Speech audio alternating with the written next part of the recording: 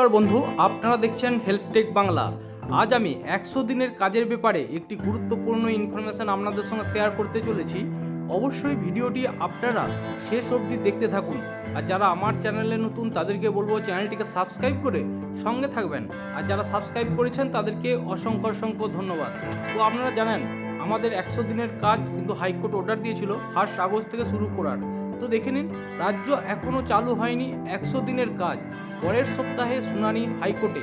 1 August থেকে পশ্চিমবঙ্গ এর 100 দিনের কাজ ফের চালু করার নির্দেশ দিয়েছিল কলকাতা হাইকোর্টের প্রধান বিচারপতি টি.এস. শিবজ্ঞানম এবং বিচারপতি চৈতালি দাসের ডিভিশন বেঞ্চ। নিজস্ব প্রতিনিধি 1 আগস্ট থেকে পশ্চিমবঙ্গ 100 দিনের কাজ ফের চালু করার নির্দেশ দিয়েছিলেন কলকাতা হাইকোর্টের প্রধান বিচারপতি টি.এস. শিবজ্ঞানম এবং বিচারপতি চৈতালি দাসের ডিভিশন বেঞ্চ। আদালতের বেঁধে দেওয়া সময়সীমা পর পেরিয়ে গিয়েছে 5 দিন, কিন্তু কাজ চালু করার ব্যাপারে কেন্দ্রের তরফে রাজ্যকে এখনও কিছু জানানো হয়নি।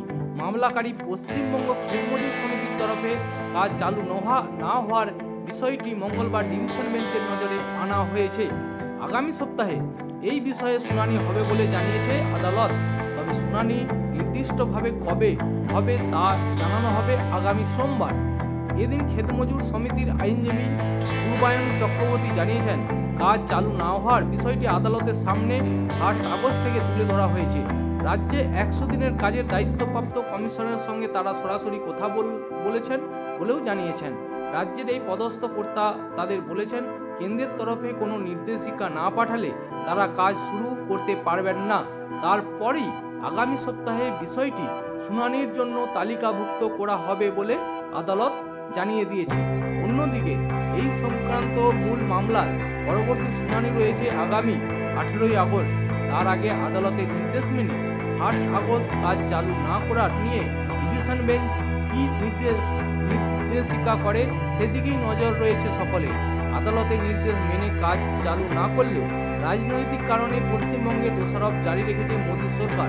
সোমবার কেন্দ্রীয় গ্রামোন্নয়ন মন্ত্রী শিবরাজ সিং চৌহান দাবি করেছেন, কেন্দ্রীয় দল এসে যে 19টি জেলায় দুর্নীতির রিপোর্ট দিয়েছিল তার বিরুদ্ধে কোনো সদর্থক পদক্ষেপ রাজ্য নেয়নি। যদিও এই অভিযোগ একেবারে ভিত্তিহীন বলে দাবি করেছেন নবান্নের তরফে। বছরের প্রথমার্ধে মোট অনুমোদিত কাজের 60% বেশি কাজ করা যাবে না বলেও মনরেগা প্রকল্পে নয়া নিয়ম এনেছে কেন্দ্র। এতে মানুষের পর্যাপ্ত কাজ পাওয়ার অধিকার খর্ব হচ্ছে বলেও মঙ্গলবার লোকসভায় মন্তব্য করেছেন তৃণমূল কংগ্রেসের সাংসদ মহিয়া মৈত্র। এক প্রশ্নের জবাবে গ্রামোন্নয়ন মন্ত্রকের রাষ্ট্রমন্ত্রী কমলেশ পাসোয়ান জানিয়েছেন, এই কাজে উন্নত আর্থিক ব্যবস্থাপনা সুনিশ্চিত করতেই ডিপার্টমেন্ট অফ এক্সপেন্ডিচার এই সিদ্ধান্ত নিয়েছে।